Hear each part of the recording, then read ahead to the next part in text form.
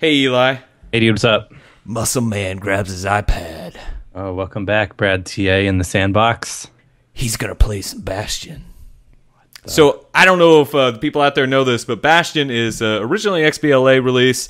It came out on PC, then eventually even there was a web browser form, I think, some Chrome kind of thing. This is an action RPG with a dynamic narrator, which I think is its most endearing aspect of the entire experience. Is like you have this narrator that's kind of telling you what's going on. He's got this gravelly voice, and he's awesome. I love it.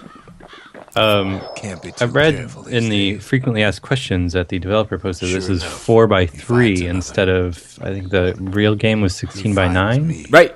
Yeah. Definitely. And it looks like they've done a couple things with this, so I guess I should even back up even further. Came out for iPads, coming out tonight. You know, you'll see this well before it comes out tonight.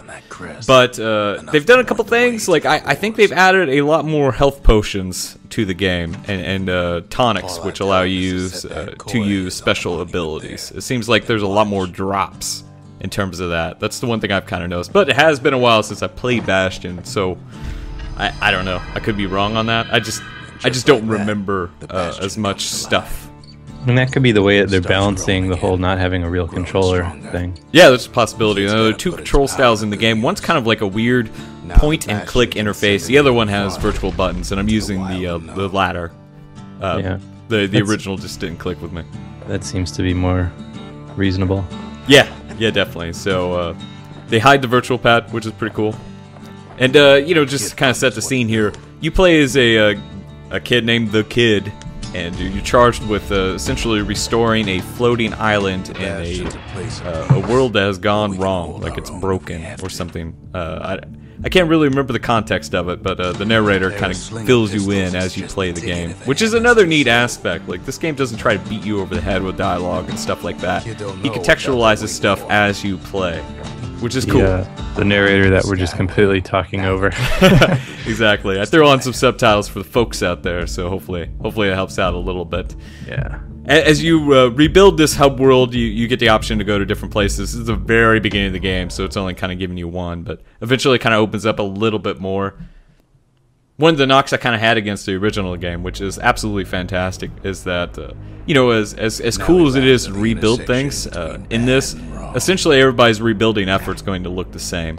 And, you know, even your weapon customization is going to look the same. Like, it kind of went in this cool, dark cloud kind of direction, but stopped a little short of, like, complete, you know, creativity and control over everything.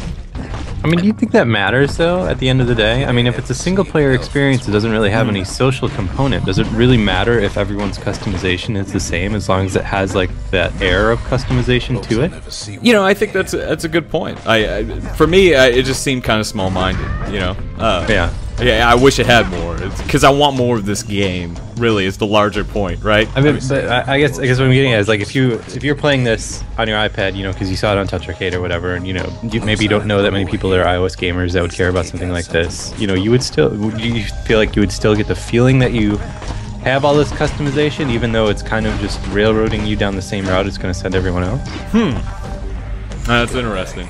I mean, I feel like you had that... I don't know. I don't know the way to put it. Maybe like that immersion broken because, you know, we talk to so many video game people, right, and follow so much of that style of media, I guess. Yeah, that's true. That's true. I mean, the illusion's probably strong with somebody who doesn't look at too much of this stuff on the internet. Yeah. I mean, that stuff's always so interesting to me when you can tell that they were doing something a certain way. You know, but didn't really necessarily want it spoiled by everyone talking about it, I guess. I don't know. Yeah, what I'm doing right here, by the way, is so I'm looking for cores, and right here is the forge where you can upgrade your weapons if you find very specific elements. And I'm not gonna mess with it. I don't think. I want to upgrade my guns. There's a 2-weapon system in the game, and I actually just picked up a machete a little bit earlier. But as you play the game, you find new weapons which you can use, and you can only use 2 at once, but you can switch them out freely whenever you find a whatever its name is, a building that does that. So, do you lose health when you fall off the world? I think you lose a little bit. It seems like that's kind of tapered off too. I kind of remember getting thomped pretty hard whenever I fell off the edge in the XBLA version. That's the only thing that's not really jiving with me so hard on this. Like, I really dig the art style and stuff, but yeah, I don't know. It seems like you've fallen off like 2 or 3 times now, just like right there. Yeah, it's a little hard if you don't hit the button directly. Like, you'll actually just move towards that direction, so you kind of have to be careful. There's also an evade button, which you've seen me use a couple times as well. You know, what I really like about the 2-weapon system is, even though it seems really small, like kind of like a small system, there's a lot of customization that goes into it, and mainly because there's a lot of different weapons you can use. So you have the machete, you have the hammer, you have dual pistols, you have a crossbow. Eventually you unlock like a artillery thing. There's a lot of different stuff going on. I really dig the art style of this game so far. Oh, it's beautiful. And the soundtrack is absolutely fantastic, too. There are some parts in the game that are just unbelievable. Like, unbelievably good because of the soundtrack, because of the work gone into it. This one seems a little bit more faded than the XBLA version 2, or maybe I'm just crazy. I can't tell. It's like it's got this weird kind of washed out look. Yeah, I don't know if that is that intentional. I mean, it looks like kind of noticeable. I mean, I figured that was just the art style. See, I seem to remember it being brighter, but I could just be wrong again. I don't know. It could be one of those things that's just like TV having different color balancing. True. You know? Yeah, that could be it too, because I have a pretty crappy HD TV, so everything looks kind of funny. Because I know that like a lot of TVs, like to make them stand out at Best Buy or whatever, have like the gamma turned all the way up. So like, wow, the colors pop on that. Well, I'm one of those guys whenever at the beginning of a game when it's like, lower your TV's brightness so you can barely see this, I'll actually up it so I can see it all the way. Because my blacks are really bad on my television. It's That's been a why while. I went with plasma. See, I got an LCD a while back. You know, I got a sweet deal, and I was like, all right, great. And now I haven't gotten rid of it. You know, I still have it, so it's getting kind of gross. So every time you get a crystal, which I just did, you come back here, you plop it into this thing, and then you get a chance to build a new building from a very specific set of options. You get to choose which one you build next, though. So the buildings are always laid out in the same order. They're not laid out in the same order. You can choose what order you want them to be in. Like that's really like the customization here is like, okay, my forge is over here where yours might be, you know, 1 tier lower. Well, I mean, really, that's no different from all those like builder style games. I mean, like you can lay it out different, but right, everyone ends up with the same stuff. This one allows you to build tonics, which add modifiers to your stuff. I actually kind of forgot how to use these, so we'll just skip that. It's kind of interesting how the narrator is like always talking. Yeah, definitely. Does that? I wonder if that ever gets repetitive, kind of like when you're playing, you know, Madden games and stuff, and you start to hear like the same, like one-liners. What's kind of interesting about Bastion is like I never ever saw it as something that was a bad thing, like at all. He doesn't get annoying. He rarely says the same thing over and over again. Like he'll actually comment directly on some of the things you do. Like if you fall off a ledge a lot, he'll say something, or you know, which is something I'm prone to do. Or if you use a very specific item combination, he'll comment on that like once. But usually you don't hear the same stuff, which is nice. It's good times. Oh, cool. Yeah. A lot of his stuff is all story based. And if you it always kills me when, and yeah, it feels like it's especially bad in sports games though, where you know it starts out and you're like, wow, this is so cool, it sounds so realistic. Then you hear like, I don't even know what a sports, you know. Well, Phil Simms in the latest Madden, I got one for you. Man, this offense is so boring to watch. First down, first down, first down. Yeah, it'll always be stuff like that. Like, oh, he said it so many times. Yeah, it's driving me nuts.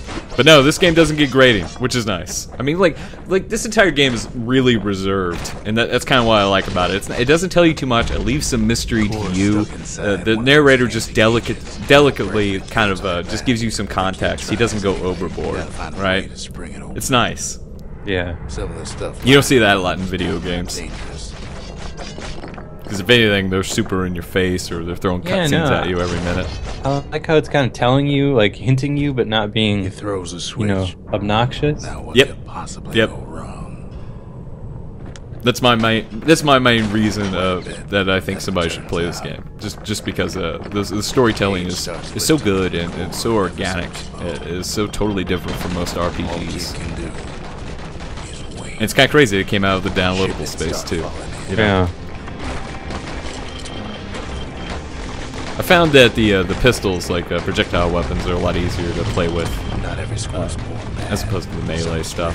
The kid's defense. It seems like they put a lot of effort into this port. I mean, they released this morning a frequently asked questions list that's like probably the most in-depth thing that I've seen a developer do themselves, as far as like explaining why they did certain things in this game and things like that. Like, I mean, that amount of effort, and granted, I have next to no experience with this game, but I mean, when you see like that amount of effort, in a pre-launch kind of thing, it makes you think that, man, they must have just totally went above and beyond with everything they could. Yeah, I mean, it seems to me that it wasn't even farmed out, right? I mean, like that would be the conclusion to draw from like that much effort put into that. I guess so. Either that, or like someone that just like one person in their company that just really gets it.